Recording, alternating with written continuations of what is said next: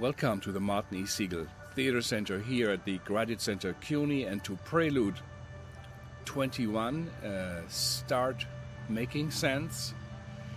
It is our annual theater and performance festival celebrating the work of New York theater artists and ensembles, and it's hard enough in normal times to create work for the stage and for spaces inside and outside, but at the time of Corona we all are faced with exceptional challenges, and we are here to celebrate again the extraordinary achievements that come out of the New York theater community. It is time, I think, and we feel, to start making sense, to ask questions.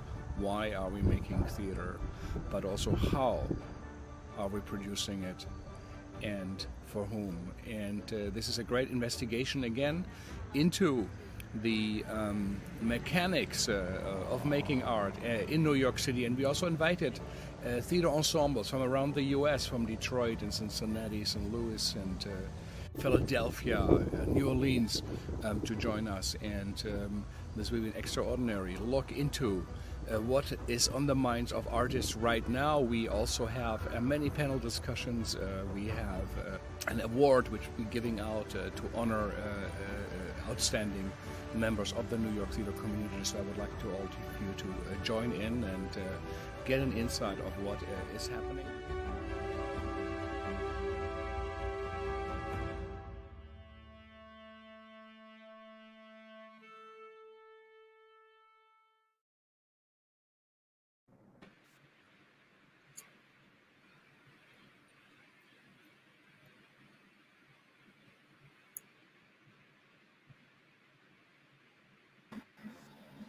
Hi, everyone. Thank you so much, Recorded Frank. Always wonderful to see you standing in a gorgeous green field and describing it as the Siegel Center, which I think those of us who have worked there, several of us on this screen have done. That is certainly how it feels spiritually. So Prelude for me is a homecoming. I was a curator at Prelude in 2011 and maybe 12 or possibly 10. It's the past, but it is one of the great incubators and sort of, I don't know, you would say like a wonderful little fishbowl where you can see all of the sort of the strangest first best thoughts of the theater makers in our beloved field.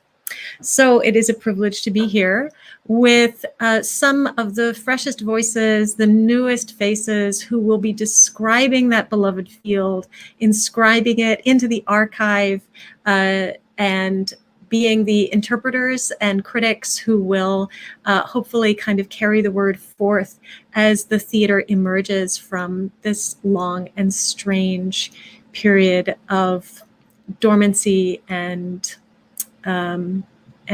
potentiation. So welcome all. The panel that we're doing today is specifically organized around two new groups. The first is Three Views, and the second is the Did They Like It cohort, which is a new body of critics who are writing weekly, even daily, about the work in New York. What I was hoping we could begin with is, because these are new groups, in the case of Three Views, it's a group which is kind of being reborn after the shutdown. I was hoping we could hear from the people who are in them, giving us a little bit of the biography of the institution itself. So first, let's start with Three Views. What is it? Who is it? What is its how is it born, and what sort of position are you hoping that it will fill? So the people who will be answering that for us will be two of the minds behind Three Views, two of its editors, Jose Solis and Sarah Rose Leonard. So let me turn it over to you. Thanks, Helen. Jose, do you want to start? You want me to start? You go ahead, Sarah. Okay. So Jose and I are what we call viewfinders of Three Views, kind of co-editors, but people who are orienting the public towards different points of view on one play. So it's Jose, Brittany, Samuel, and I. Brittany's currently traveling in a car, so she's not here. But the three of us were selected by one of the founding editors, Melissa Crespo, and Sarah Rule and Julia Jordan on behalf of the Lilies, who birthed Three Views. They came up with Three Views right before the pandemic as a response to some criticism that felt like sexist and biased, specifically responding to Lynn Nottage and Paula Vogel's plays on Broadway that were really well received by the public and closed fairly quickly. And that, there's a lot of longstanding rage and criticism and against criticism. And that fueled the Lilies, which is a group really focused on gender parity and equality in the theater, to start Three Views. And the idea was that they would host writers from different fields, different artists, to talk about art and have multiple points of view on a play. And that changed because the pandemic happened. And Melissa Crespo really did a very valuable and smart thing with the funding they had already secured to do an archive of everything that happened in 2020. So Three Views site became an archive for every major production that we could find that had closed or was going to be postponed or shuttered. We didn't know if it would come back, so it served as an archive and then also held a lot of poems, rants, and raves from artists in the community. I came on as an assistant editor at the time when Melissa was just kind of drowning in submissions, and helped her sort through and was working very part-time. And then when she moved on as the associate artistic director at Syracuse Stage, she passed the baton to Jose, Brittany, and I to work together. So 3 different viewfinders. And now we're looking at one play a month with 3 different perspectives. Jose, do you want to? Sorry, that's the beginning. We can keep going. You aced everything. I have nothing to add, really. I practiced. Can I actually ask Jose, as a viewfinder, obviously one of the most important things about Three Views is that because it's not binocular but trinocular, it means there's a huge amount of attention on whichever show you do choose. The first show that you guys chose to have this kind of the kind of glory of all of this attention paid to it is Chicken and Biscuits. And I was wondering if you could talk a little bit about your own private logic of how you decide on what show you think should sort of receive the Three Views treatment, and if Chicken and Biscuits, how that sort of either exemplifies or counters that understanding of what your editorial function will be. Yeah, of course. One of the things that we were very conscious of and about was in this, like return to live theater, because like theater never really stopped, but this return to live theater, we wanted to hold the industry accountable. There were so many promises that were made in terms of equity, not only in giving artists of color the same opportunities, but also giving women and trans and non-binary artists the same opportunities that mostly cis white men and women have. We wanted to select, obviously thinking about New York being the capital of at least American theater. I don't think of global theater anymore. The pandemic pretty much destroyed that myth. And we wanted to focus on a Broadway show that was unlike anything else that would be coming back. I mean, we didn't want to do The Music Man. We didn't want to do like any Scott Rudin, traditional old-fashioned stuff. We wanted to focus on something different. And after looking at all the options that we had and the things that were opening around our launch date, we decided that Douglas Lyons's play was ideal. And in similar fashion, every month, as we've planned a schedule ahead for at least like 6 months. Obviously, we can't give away all the details, like no spoilers. We want to surprise you. But we have been very careful in selecting the shows because we're also planning on covering regional shows. and shows outside of New York City. So you'll see those when the time happens. But yeah, we are very thorough in our discussions about why do we want to talk about this show? What is the show potentially saying to people right now? And I think we have fun doing that, right, Sarah Rose? Yes, so fun. One of the things that I'm particularly excited about with Three Views is I was at a Taylor Mac production at Joe's Pub just a few nights ago, and in the sort of banter, Taylor mentioned that they were interested in slowing down in a city that does not usually make any space for people to slow down. Literally on the sidewalk, there is not space to slow down. And that Taylor's current project, which is New Songs About Queer People, is actually an effort to kind of stop and look and spend time with something as opposed to sort of reacting to the intensity of the kind of quote unquote New York pace. And I feel that Three Views is the critical version of that kind of slow thinking. The slow food movement comes to criticism, which is that as it sort of unpacks over the month, you keep returning to a show, thinking about it again and again, as opposed to doing what so many of us who are in daily criticism have to do, which is think about something and then immediately sort of etch-a-sketch it out of our minds so that we can think about the next thing on our plates. That's a mixed metaphor. If I were an editor, I would have toggled that in the comments. So now let us switch to the other sort of new critical project. In the email that I sent this group of writers, I said, this is the occasion for a party. If there were just one new critical outlet in the world, how thrilling that is. But instead, we actually have two.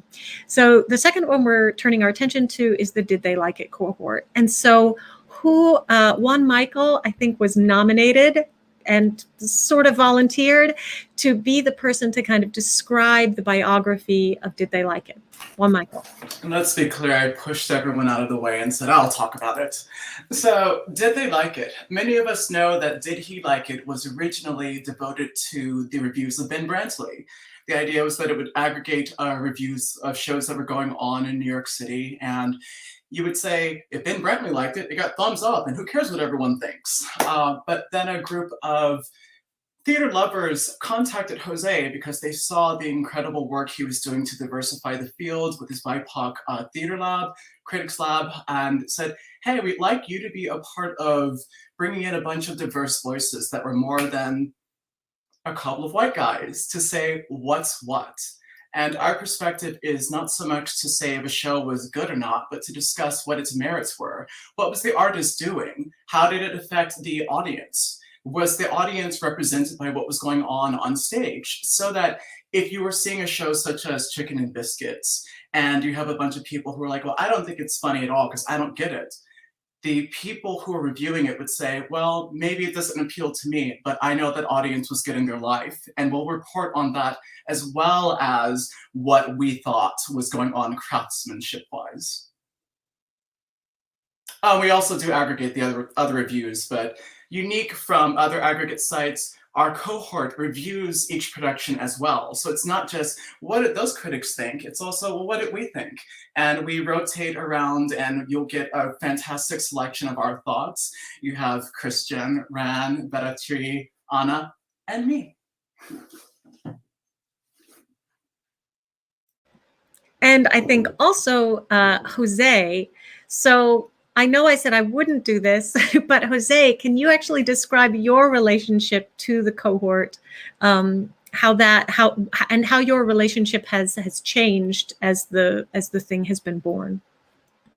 Okay, so my official title, I always forget it because it sounds like very serious, and I'm not a very serious person. It's cohort critic, cohort director, or something like that. Basically, my job was to recruit the team and to put the team together. And I have to say that I feel like whoever it was that put together the Spice Girls, because Anna, Juan Michael, Bedatri, Ron, and Christian are just fantastic. Like I couldn't have dreamed of a better team to be working with.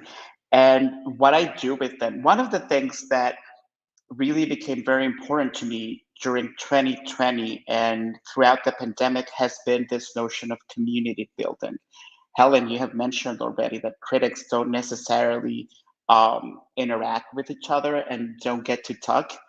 And when we bring into the mix critics who aren't white, that's even, that's a whole other story. Like there's no community basically for people for critics from underrepresented communities to have this. So one of my favorite things to do during the pandemic is kind of build on this sense of not only community, but also family. Like I love working with Anna, Juan Michael, Bedatri, Run, and Christian so much. And one of my favorite things to do with them actually is, besides doing assignments and editing their work, is when we are able to get together and just like talk about the things that we love. So I don't know necessarily, like I don't feel like much of an editor or much of a leader. I just feel very blessed and very lucky to be in their company most of the time. I don't know if that's a very like roundabout answer, but I hope it helps. No, it's very exciting because it's the model of critical community as salon, which I think that over the years, many of us have talked about the need for a sort of a public intellectual conversation, which is happening sort of salon style, as opposed to in the sort of adversarial style that it often happens in sort of critical writing. So it is exciting to know that that is happening in the Did They Like It cohort. Speaking of Did They Like It cohort, could we go around and could each of you just introduce yourself, and could you also talk about a show that you have seen recently that you did not write about, but that you wanted to write about? It doesn't need to be theater, if that's because I know we're only just coming back. But so at the top of my screen is Anna. So if we can start with you and then go, and each of you, because this is like a little chance to get a little capsule review from each of you. What have you seen? What has been kind of moving and stirring and changing you in the last week? Okay, so tell us who you are and what you've seen, Anna. All right. Well, my name is Anna. Lovely to see everyone. So I recently saw Chicken and Biscuits, and I did not write about it, but boy, did I want to. I went with my best friend who just came to visit New York, and I was sitting next to her the whole time watching this, and it was really hard not to get emotional from the show and her, because every 2 minutes she was like, "This is my family. This is the first time I'm sitting." She's like, "That, I swear to God, I'm not lying. That is my family." And it was such a beautiful journey to be able to be there with her and celebrate it with her. And yeah, I really wish I could have just written about that experience. And it's a great show. I love it. And yeah, Chicken and Biscuits. It's mine. Juan Michael. So, because I am the pretentious person here, I wish that I had covered Fire Shut Up in My Bones, the opera. Camille Brown, wow, just Camille Brown. And the music, the story, and bringing step and just Black culture to the Met. I have read a number of reviews and I feel like they're missing so much. And I think that part of that is because they're not necessarily in that same tradition. And I haven't written about it. I may write about it later on, but for now, that's what it is that's moving me. Bedatri. Hi everyone, my name is Vedatri, and thank you, Helen. Nobody's called me fresh and new in a while, so that was great. Thank you. I think the last thing and I watched that I did not write about is American Utopia. And what I did want to write about is a friend and I were watching it, and I swear when it ended, he was literally sad. I saw his face and he was like, "No, this can't be ending." So it was like, I think what I really wanted to write about is how much we've missed a spectacle, how much we've just missed standing up in a crowd of strangers and dancing and singing along. And so I grew up in India with Hindi cinema, which is so much of a spectacle. So I guess I've missed a spectacle these few months of the pandemic, and it was really, even like the experience of watching the play was great, but just to be a part of the audience was something we missed, and I didn't know I was missing. So that's something I wanted to write about. Thank you. Ran.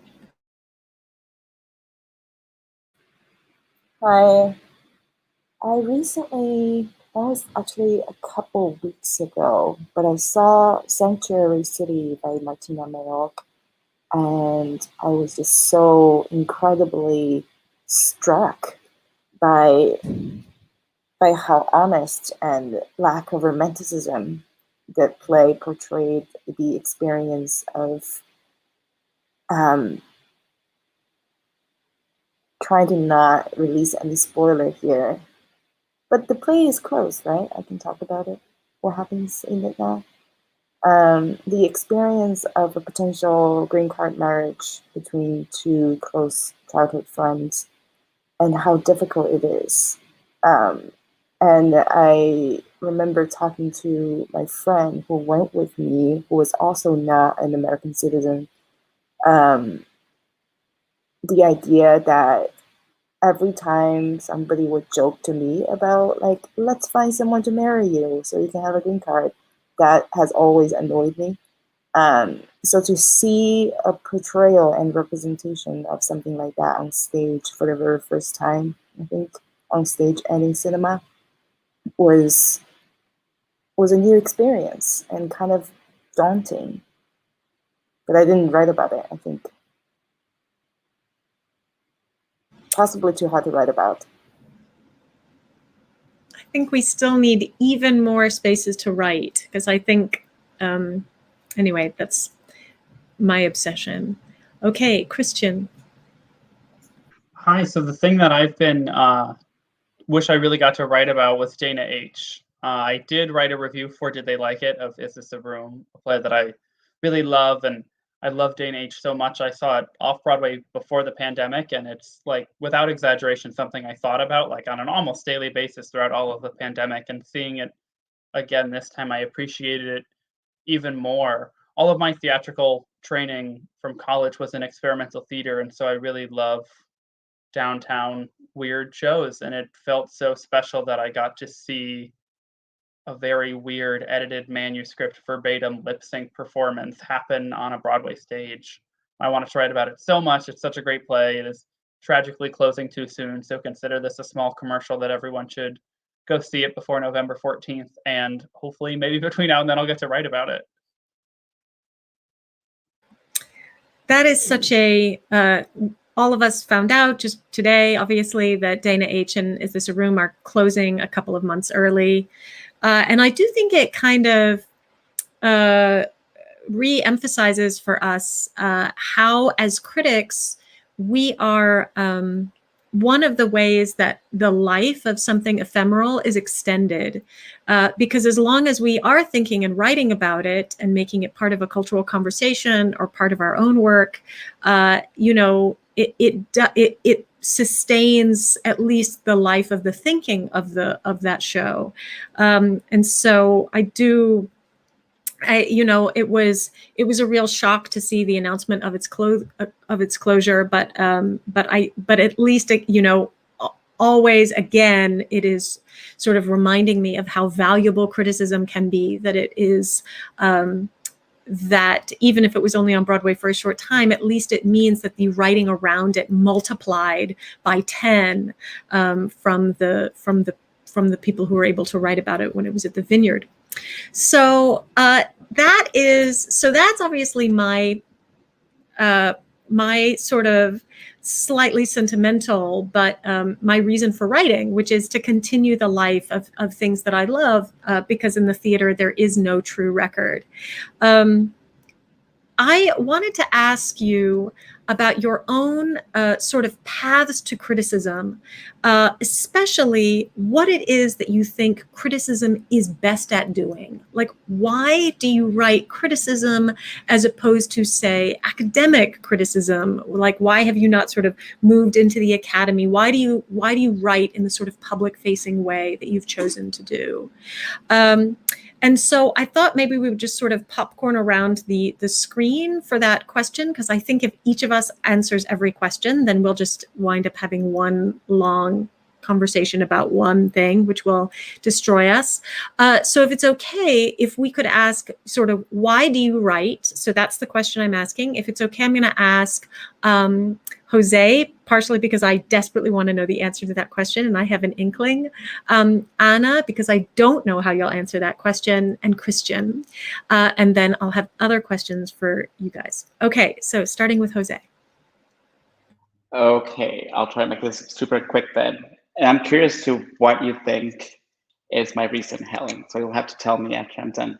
Basically, I've always been very unimaginative. I've wanted to be a critic since I was 10 years old, and it's the only thing that I've ever said that I wanted to be. And the reason why I wanted to be that is because I grew up in Honduras. I'm actually here right now. I escaped Brooklyn to be in the tropics. I have a pool and a garden and stuff. Also bragging. I grew up here, and it's a country where it's one of the poorest countries. It's the second poorest country in the entire continent. The illiteracy rate is like out of proportion. It's one of the most corrupt countries in the world. It's extremely violent. And as a little boy, I found so much solace and an escape from the reality of where I grew up through criticism. I was reading Time Out, New York, and Entertainment Weekly, and Premiere magazine when it existed. And I was having imaginary dialogues with critics like Lisa Schwartzbaum at Entertainment Weekly, who I have a massive crush on still.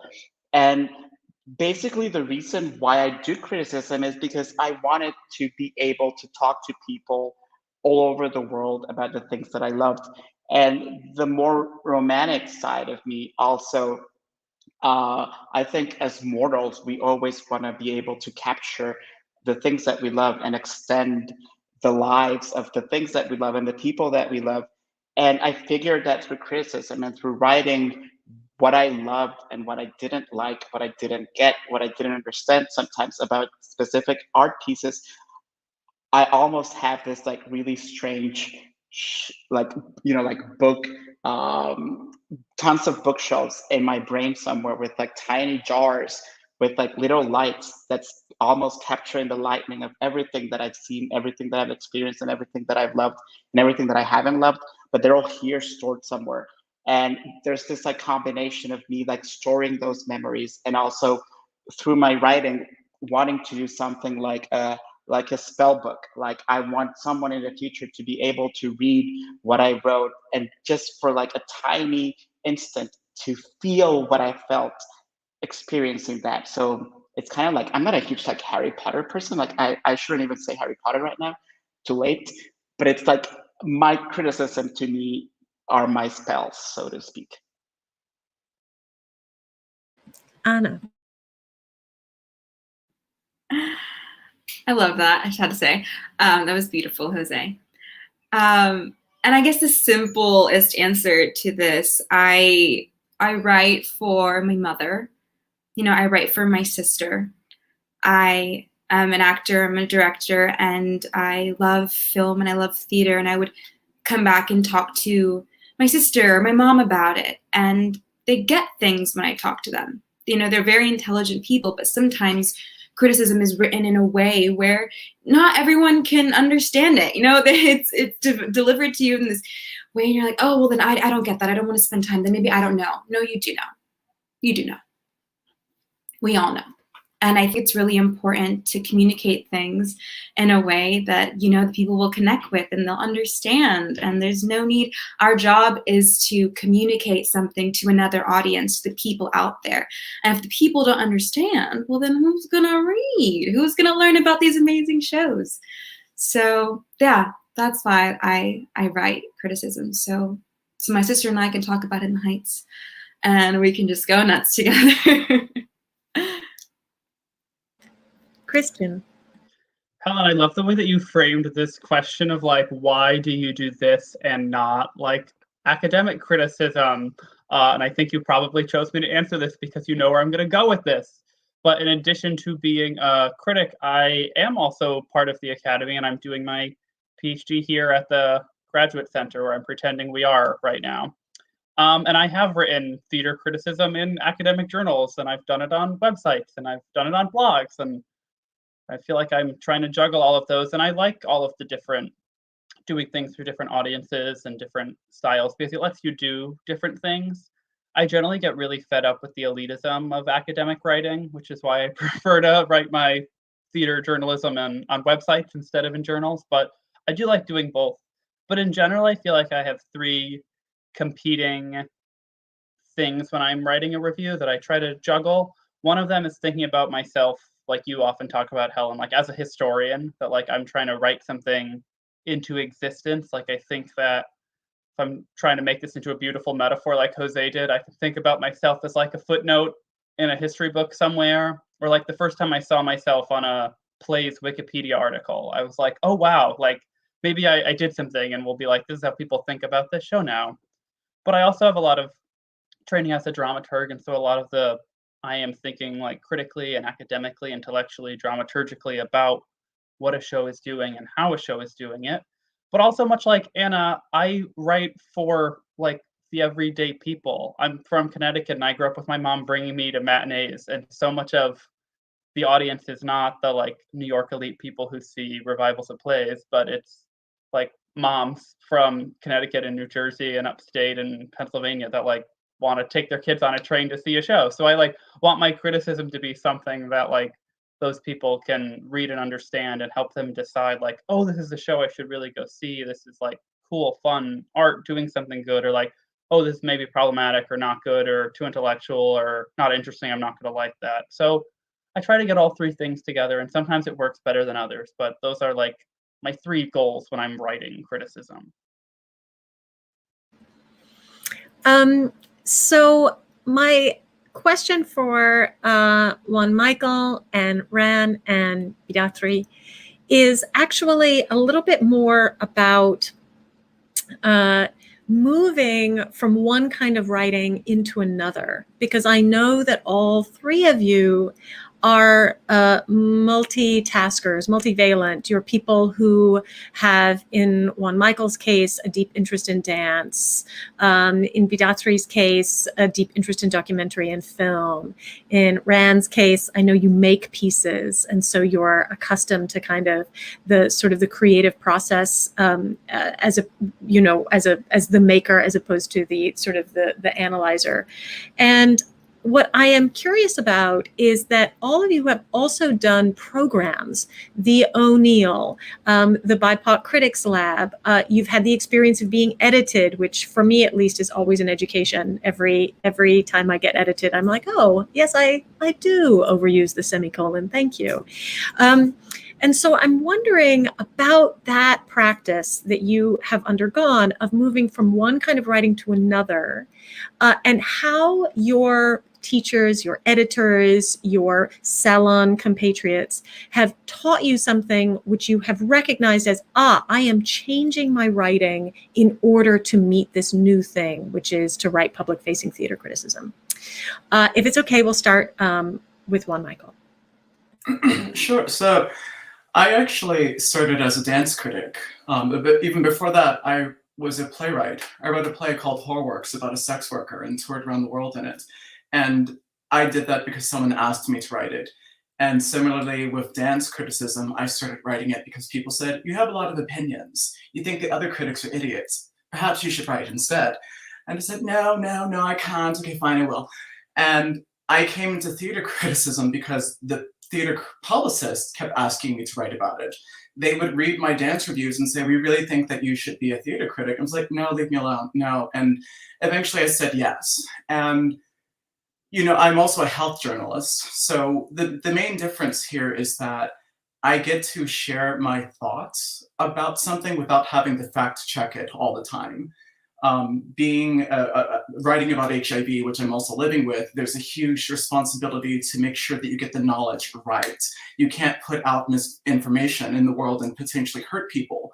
So the stakes are different when I'm writing about theater. It's more of a shared experience and it's my perspective. I don't have to be right. And that's actually really refreshing that I get to say, this is something that I observed in this moment in time and how it affected me. How did it affect you? So there's also the responsibility to make sure that I am thinking about people who don't have my extreme privilege of being able to go and see a show for free all the time.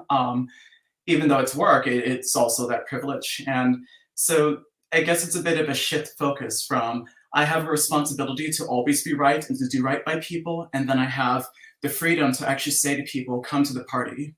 Writing about theater is a party for me. Piratri. Yeah, I'd like to start with what Jose said, that critics don't talk to each other. And I also think art forms and different kinds of art form criticism don't talk to each other enough, and they should. Drawing lines, I don't think has helped anyone. So, when there's like, oh, I'm a theater critic and I only write about theater. Oh, I'm a documentary critic and I'm only going to write about documentaries. I don't think that's going to serve anyone because whatever art form it is coming out of that same moment in time in history and politics. So for me, honestly, I don't see it as very different, very different buckets. When I speak, not stylistically, but if I'm talking about the politics of it or like the thought process of it, I think I would definitely approach a play or a documentary or a film or a TV series pretty much from that same idea. Like, the first thing I do is, why are you making this film? Why are you making this play in 2021? That kind of a thing. But what is different about, different kinds of criticism for me is especially writing about film and documentary, because I also worked in production, is you kind of tell yourself it's not about you, it's about the story, it's about the issue. And, you just get further and further away. And in fact, being at the O'Neill NCI with Juan Michael, I realized that I don't write I in my reviews. I write one. One does, one watches. And then that is something I think Juan Michael actually was, and I'm not saying this because he's on this panel with me, but I owe him big for this, because he said, why do you keep writing one when you mean I? And I think for me with theater criticism, I'm finally getting around to that I of like, this is what I think, and this is why this is why I think so, and this is why it is important. So I think the only difference for me between different kinds of criticism would be that. Yes. The question of the I and when to use it, I feel like it's so fraught for me, that it is, because everything I write has this I that's being shouted through the writing, and then when you pivot to say it, it's like making eye contact with people. Like, it's so powerful that you almost have to use it carefully, because that it really sort of rocks the piece of writing. And in documentaries, you don't make eye contact. You're just like, oh, this is what I think. One. Yes. Fran. I had a similar experience, if I could answer this question backwards. I'm a playwright and director, so everything I create from the production side of things is constantly extremely personal. So when I first started writing criticism and reviews, I went the other extreme. I would start from an extremely objective place with the construction of sentences. And I think similarly, reading other people, my cohorts, writing, and it made me kind of realize that there is nothing that's ever going to be not personal when it comes to writing. And even from a objective and critical point of view, as a theater critic, you're still looking at this piece from your own worldview, and you can only represent your own feelings and emotions and try to, and it's actually more important to make that clear and carry that message through, that you're not trying to speak on behalf of anybody in particular, but this is your one person's point of view when you're talking about your experience from that piece that you sat through. And going back to the first part of the question, I've been counting stock of my upbringing, and this is funny, but as a matter of fact, I think I actually have more mileage in reviewing and critiquing theater and film than playwriting and writing creatively and narratively. Because my dad is the editor-in-chief in Shanghai's first film magazine. So I grew up going to Shanghai International Film Festival and reading and translating a lot of international film reviews that he would, or his colleagues would write. So I was exposed to a lot of that aspect of writing growing up. And I was very much involved in journalism growing up in middle school and high school. And then moving here, I think I went in a 180 degree flip of rejecting that identity and then embracing the more creative and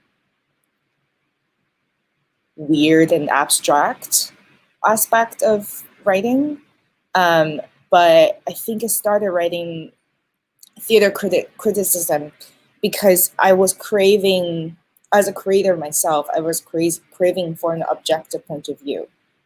Whenever I would write a piece, I would be thinking about, if I created this piece, what would I want to know? And what would I want to have discussed with someone who might look at this from a different point of view? And I try to access that somehow. And actually, I remember being very affected by Helen, your piece about on Samara a couple years ago, because I was reviewing that myself and I couldn't figure out how to get started working on it. And I was reading a lot of different reviews on the piece. And I think there is a tone of embracing the romanticism of the piece. And then your piece stood out for me because there was such a different focal point. And I was like, wow, I can talk about what I actually think and not care about what anybody else think about anything at all. And that doesn't discount anything what I believe or what I know. So that was an extraordinary experience for me. So thank you for that. I always feel like when people figure out how much fun writing criticism is, everyone will do it. It'll be like, fudge and roller coasters, like we'll be beating people off with sticks. So yes, we have to kind of keep that part secret, that it's actually like, you can say anything you want. It's total liberty and freedom. So one of the things that I emailed this group about before we started the discussion was that I am very curious about thank you, Rand, for actually getting us to this question, is other pieces that you've read that either kind of lodge in your minds and sit there and have conversations with you, either because you wildly disagree with them or because you are passionately moved by them. When you were saying, Bidatri, that it's frustrating that we try to silo these different kind of types of performance and types of criticism. For instance, some of the voices in my head are like Peter Sheldall writing about fine arts in the New Yorker, who you would think would have nothing to do with all of this crazy moving stuff on stage. But actually, I think the way that he assigns moral value to image is something that has really been powerful for me in my own journey as a critic. So, Sarah Rose, now you are, I know because we share this, a dramaturg, as well as a maker, as well as a literary director, as well as a creative producer. Your who there's not even enough room on the table for all of the pies that you have fingers in. But when it comes to criticism, which I know you read widely in criticism, could you tell us a piece or pieces that have been important to you, either as kind of co-adventurers or as enemies? And then I would also ask that question of, let's ask Christian and Anna that same question. So Sarah Rose, can you start us off? For sure. Okay, so I'm embarrassed. I never know how to say this critic's name from the New Yorker, Joan Asochella. Anyway, yeah, thank you. I knew Helen would know. Okay, I've never met her, obviously, because I can't say her name. Okay, she has a piece that I highly recommend for everyone called Naked Nordics that currently hangs in my bathroom. That is just a fierce and intelligent takedown of a nude Scandinavian dance piece. Juan Michael, I really think you'd enjoy. And it's like, it's just delightful. Like, it's fun to read. You want to read it. It doesn't feel mean. It feels informed. It feels like the things that she doesn't know, she's orienting you towards what she doesn't know. And so it feels generous, even though she's writing a takedown. Like, she hated it. But she also was like, well, I never saw everyone's butthole before, and I did. That was cool. You know, and you're just like, oh, wow, okay, maybe that could be, you know, like, it gets you thinking about where you are in your own taste because she orients you so directly to hers. And I also just have to say I love everything Wesley Morris writes, but especially his piece about the culture wars that came out a few years ago. Just one of those writers who brings in, who can, you know, it's like someone you can tell is super well read and sees things and is one of those absorbers of the world, but isn't an ass about it. I've said that twice. So I just think he's one of those people who's not kind of casually referencing stuff, but he's like, I'm bringing this thing I saw or read in for a reason. It's because of this. And it's everything from highbrow to lowbrow. So yeah, those are some of my faves. Yeah. Excellent. Thank you. Anna.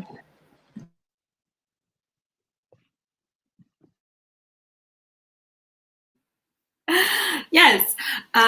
So actually, I saw this pretty recently, and I just wildly disagreed with it. And it was a review actually of Chicken and Biscuits by Adam Feldman.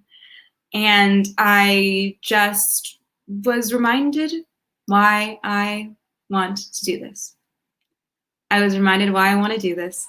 And I'm so happy that he wrote it because I was really, really, really reminded who I'm speaking to. And even if I don't like something, how I should take a step back and realize where it comes from and make sure what I'm writing, I'm taking that into account. But someone that I love is Mónica Castillo. She is an amazing, amazing film critic. And one of the pieces she wrote was about Knives Out. And when I saw Knives Out, I was like, something's not sitting right with me about this, but I don't really know what it is because everyone around me was loving it. So I was like, maybe I'm wrong. Maybe, you know. But then I read Monica's piece and I was like, oh yeah, that's why it's not sitting right with me. That makes total sense. And it's brilliant when you have more diverse storytellers and writers because sometimes you don't feel strong enough to voice your opinion because you think that it's incorrect. But when you have someone putting words out there that you realize, oh, my voice is heard, my voice is correct, it gives voices to young people like me and hopefully more young authors and writers that'll feel brave enough to put their opinions out there because they're valid, just like everyone else's.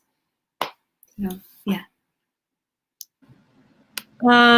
Fabulous. And Christian. I generally think in terms of like people I love reading more than like single pieces, but the single piece of like theater cultural criticism that has like affected me most in my life was an essay that Karina Del Valle Shorska wrote about the West Side Story Ivo Van Hove revival. And it just like really stirred me, and it's something I like think about a lot, and it really just felt in the school of like very politically minded criticism that I like to write. I felt like a really amazing piece, and it was like, this is pieces I try to write, and I want to do it as well as you did. But as far as like the people I always love going to, Sarai McDonald is probably my like favorite critic out there, and I really love Vincent Cunningham at the New Yorker, and his recent work where they've been having him just write like single paragraphs of shows has been amazing for me to read.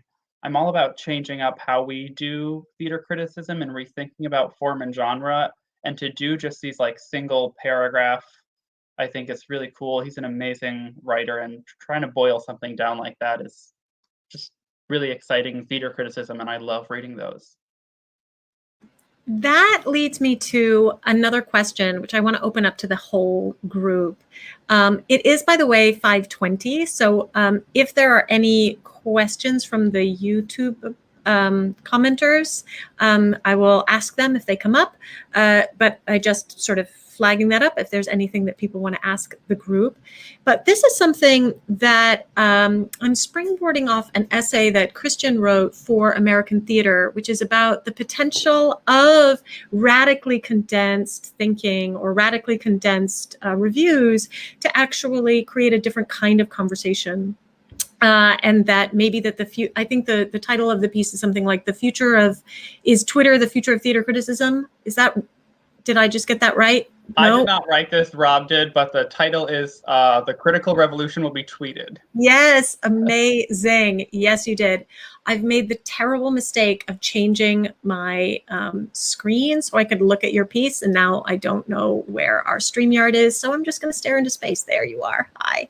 So the idea that that Twitter is the thing I thought was most provocative about your piece is not necessarily that criticism can be contained in sort of an aphoristic form, because that is actually, of course, as we know, a very, very old idea. You know, the ancient Romans were aphorists. You know, that's the stuff we find carved onto, you know, cornerstones. But that this type of digital criticism is a good way to meet the changing form of the theater that we saw change so immensely and so quickly in the heat of the pandemic. That digital criticism and digital theater may actually have something to do with each other in a very profound way. That maybe you want to talk about that it's appropriate to kind of meet the moment with something that is also digital, also virtual, also radically decentralized, also kind of radically democratic.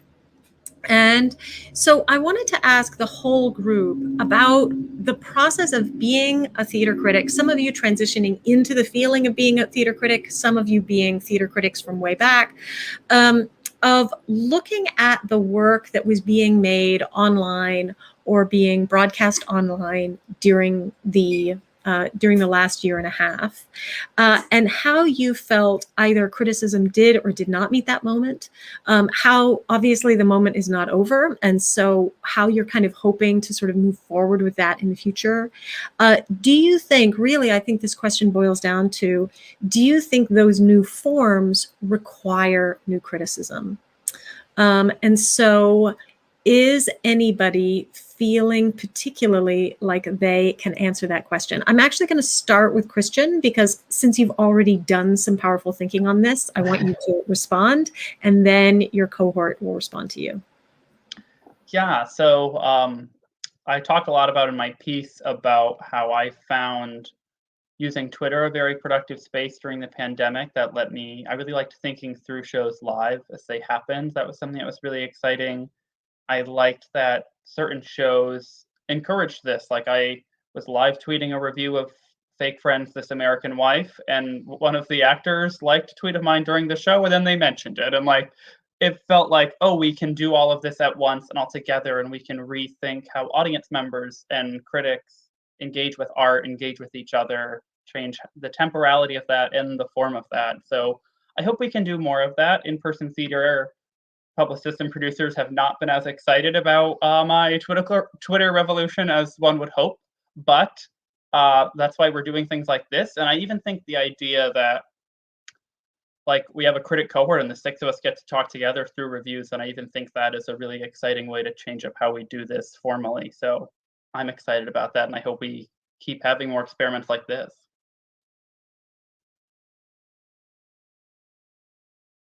I'll jump in. This is something Jose and I have talked about, that a review doesn't have to be the written form, because enshrining writing as the only form of communication is white supremacy. And we think about what TikTok has done for the world, how it has opened up conversations and spread information in wonderful ways. I'd love to get up on stage and be like, they just did a high kick, and like, that's my TikTok review.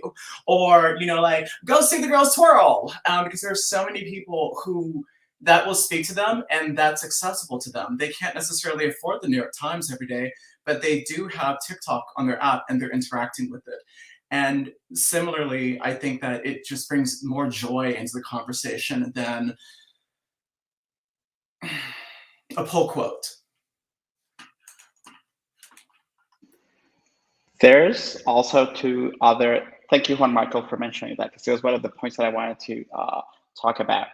And 2 other points are, first of all, the current state of criticism and like how positions keep disappearing and all of that. So sometimes a tweet is basically the only opportunity some critics are going to have to communicate what they feel about something, what they thought about something.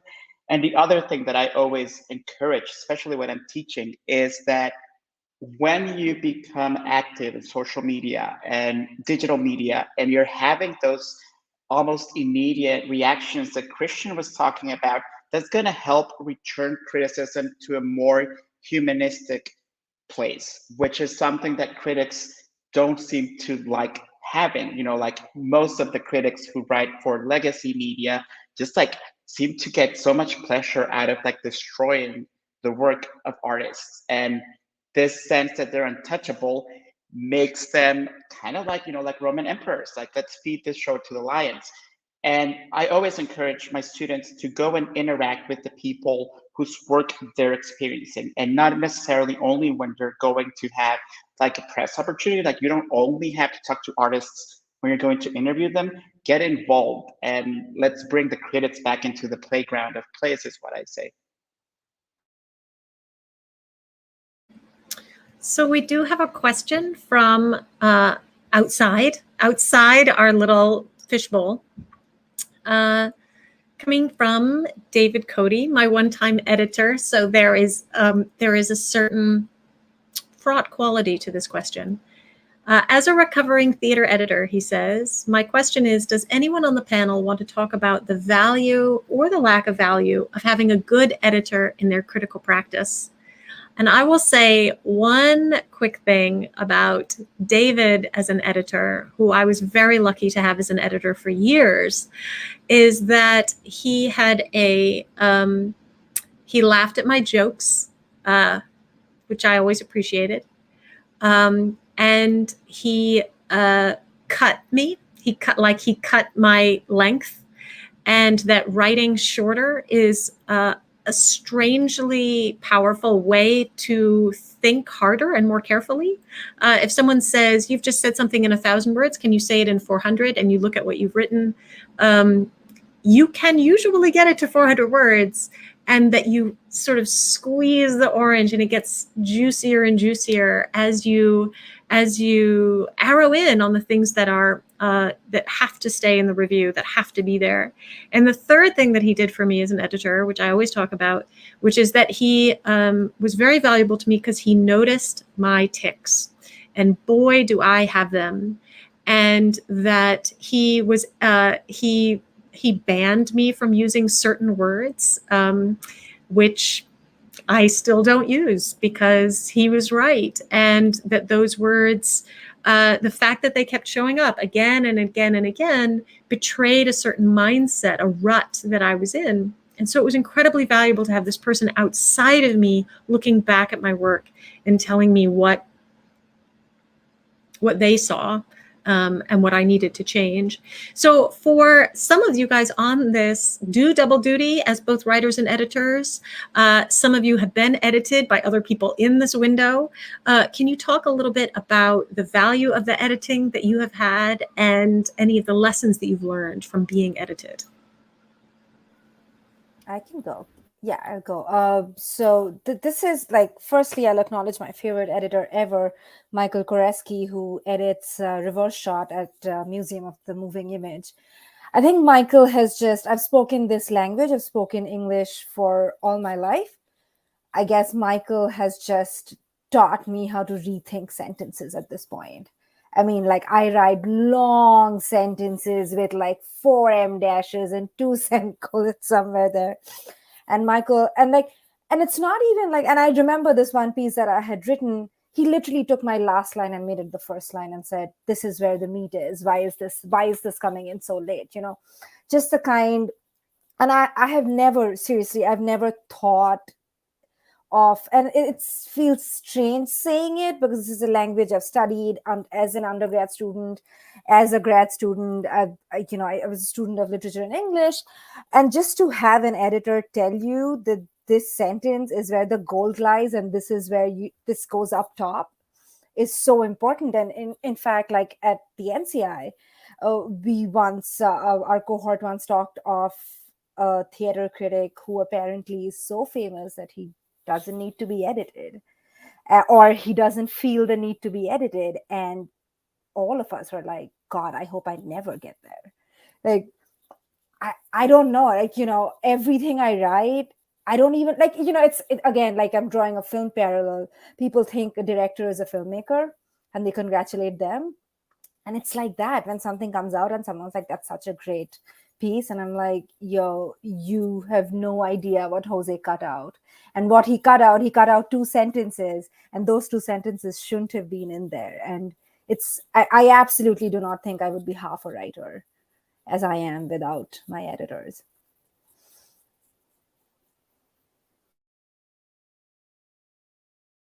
So we are at 5:30. And so what I would love for us to do as our closing gesture is I would love for us to just raise a glass to these 2 new, unbelievably valuable, much awaited new projects, which the thing that breaks criticism, and I think that everybody on this panel agrees with this, is the thing that makes criticism bad, although I never think criticism is bad, but the thing that makes criticism bad is when there's a single voice. Whenever there is one critic, there is the potential for damage and misunderstanding. And that good criticism is many critics writing, reading each other, being read by the community, being paid to write, moving as Christian does in and out of the academy, moving as Bidatri does in and out of film, moving as Sarah does in and out of producing and dramaturgy and criticism and editing, moving as Jose does back and forth between 3 views and the Did They Like It cohort. It's the way forward, and it's the way to heal criticism, is to just welcome as many possible voices, as many hands on keyboards as we can get into the room, as we can read together and discuss together. So when I say that I'm so happy that these 2 new projects are up and running and really running, like so much has already been written. One of the things I didn't get to in this time is I have all your reviews printed out and I had my favorite paragraphs highlighted. I mean, come on. When Rand talks about Dana H sitting in her own private hell, that stuff is golden. When we look at, on Michael, where you talk about with disappointment, more in sorrow than in anger about the Lehman Brothers. It's so It's the slice of a sharpened scalpel because it hurts you to write it as much as it hurts us to read it. When I look, oh, Christian, look how beautiful your work is about the theatricality of interrogation in Is This a Room? Please, if you haven't read Christian on Is This a Room, get out there, get Googling. And Bidatri, there is too much to say. I wrote about Lackawanna Blues right before you did, and you caught so many things that I missed. It was really delicious to read you and to see how you wrote to the heart of the issue by finding out that this was a piece that was written in tribute to a specific woman, and that by going to Lackawanna Blues, we were able to pay tribute to too many women who were gone and forgotten. It has been such a joy reading all of you, so thank you all. Let's raise a glass. You better have glasses. I told you in advance. Raise your glasses, unmute yourselves, and toast with me to the success of 3 views and They Like It cohort and more criticism. So to more criticism. To more criticism. Thanks, Helen. Okay. All right. That is our night. Go watch shows, as many as you can. And I will see you all at the theater. Thank you, Helen.